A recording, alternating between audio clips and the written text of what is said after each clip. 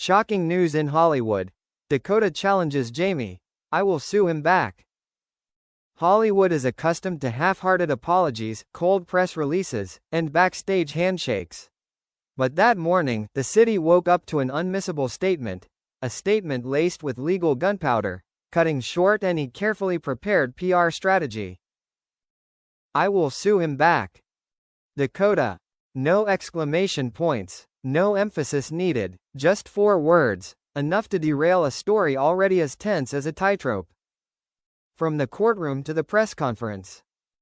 The press conference took place at a classic hotel in West Hollywood. No film backdrop, no brand logo, just a row of microphones lined up, as if awaiting an oath. Dakota walked in with a calm gait. The flashlights went off, not frantically, but cautiously. She wasn't defensive, she was proactive. I've heard too many stories about myself told for me, Dakota said. Today, I'm telling my part, and I'm going to tell it through the legal channels. A reporter immediately asked, "Are you talking about countersuit?" Dakota nodded, without hesitation. Yes, I'm going to countersuit. When silence is no longer a strategy. For weeks prior, Hollywood had been buzzing about a series of ambiguous legal moves. Leaked information, close sources, half-hidden headlines, all of it fueled the narrative into a state of confusion. Dakota chose silence. But silence, in this world, is rarely taken seriously. It's interpreted as avoidance or worse, an admission. Silence isn't consent, she said at the press conference. It's just a pause for me to prepare. That pause, it turned out, was time for the lawyers to work. What does "sue back" mean? In Hollywood legal circles, the phrase "sue back" isn't an emotional reflex. It's a strategic move. A sue back means no more defense, counterattack. Dakota didn't detail the terms, but she said enough for experts to understand the picture. Refuting the accusation with documentary evidence. Seeking compensation for reputational damage. Requesting a review of liability for public statements. Requesting transparency regarding sources and motives. I'm not pursuing drama, Dakota said. I'm pursuing balance. The shock spread.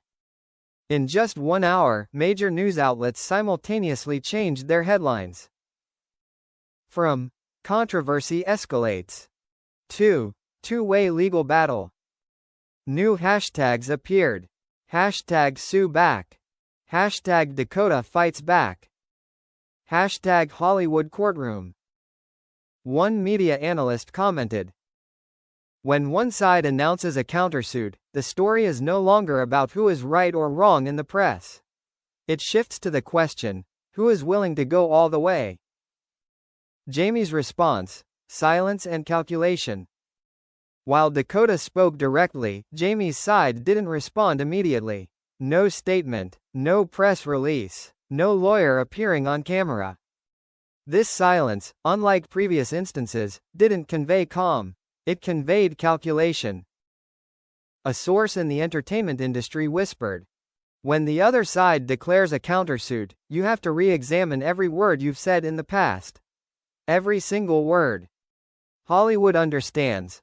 Every old interview, every article, every statement, can become evidence."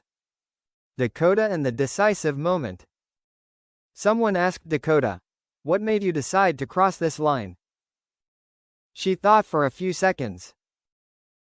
"When the story stopped at me," she said. "When it started affecting my work, affecting who I am perceived as, I knew what I had to do."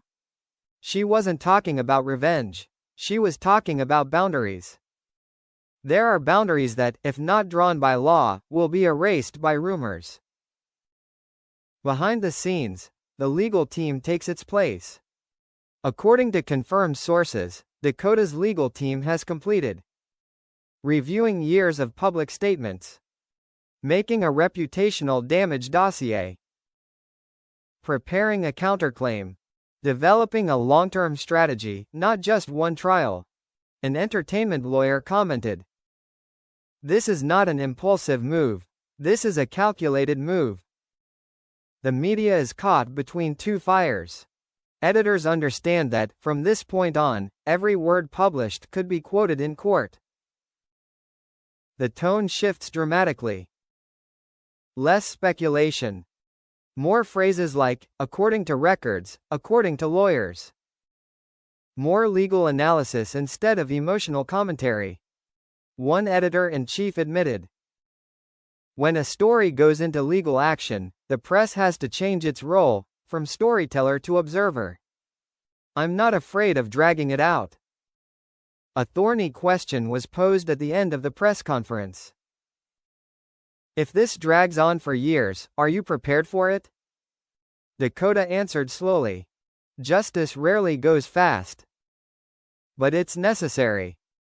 She continued. I don't expect a dramatic ending. I expect a proper ending. Hollywood on the threshold of the courtroom.